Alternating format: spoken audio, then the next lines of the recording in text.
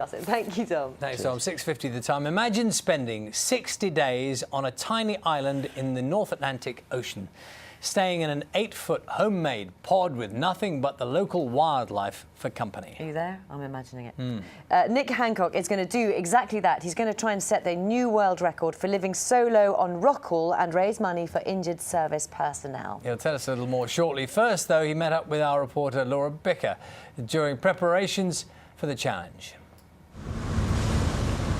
In the middle of the North Atlantic lies Rockall, an eroded volcano 260 miles west of the Outer Hebrides.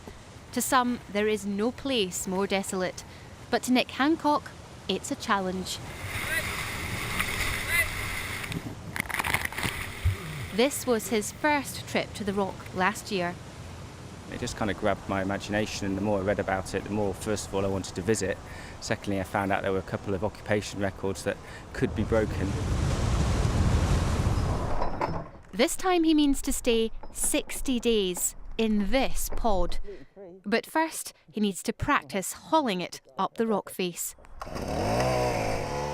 He'll use a diesel-powered winch to help pull his new home and all his supplies onto the rock. The big worry is the weather.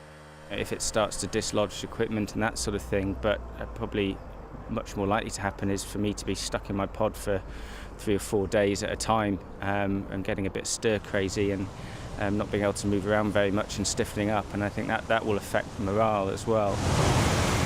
In Victorian times, just visiting Rockall was said to be the epitome of heroism. 60 days on this island will be a real test of survival and endurance. That looks cosy, Nick. Morning. Fairly barren. Morning. What? Why on earth are you going there to do this thing? I was looking for a personal challenge, really, and I've climbed some mountains, run marathons, that sort of thing, and really wanted to take it to the next level. I was looking for something that maybe there were some records that could be broken as well. I mean, it's taken to the next level and it's sort of complete madness.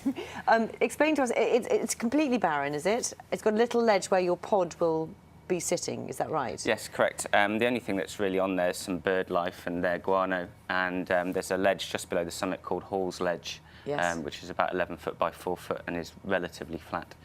Has anyone spent any time there before? Yes, 1985, Tom McLean set a solo record of 40 days, and then Greenpeace were there in 1997, and were there for 42 days as a group. As a group? Oh, my goodness. So most of the time you will be inside your pod, or how will it work? I'm hoping I'll be able to get out and about a reasonable amount, because the pod's fairly small, and I don't really want to get cabin fever. That would probably drive me fairly mad. So if the weather's relatively calm, I'll get out and about. I love the way you say get out and about. I mean, it's not like you can go very far, is it? Not really. I'll be able to get up onto the summit, change aspect, look at different bits of sea, but that'll be about it, really. Will you, on a practical level, will you be permanently tethered in some way? Because presumably you're on your own there. If you slip off the side, you're in a lot of trouble. Yes, so the pod will be tethered down to the rock, and also one of my first tasks when I get there is to set up a safety line system which I can clip in and out of if I need to walk around on the rock. So you'll always have some kind of rope attachment, will you? Yes. Is that the idea? Yes. Okay. Okay. And what other essential items do you have in the pod? Well, apart from... Water, obviously. Yeah, I need to take all my own fresh water and food with me. I'm going to have a ruggedised laptop, which is water and impact proof. Got a good battery? It's got a long battery, but I'll have a wind turbine with me as well to enable me to charge electronics. Okay. And then this is a thrain satellite system, which will enable me to excuse me, tweet and blog from the rock and basically keep people up to date. Now, equipment is one thing, but what goes on up here is a kind of personal battle, isn't it? What experience do you have of being on your own, and what's happened to other people when they've been on their own for a long time?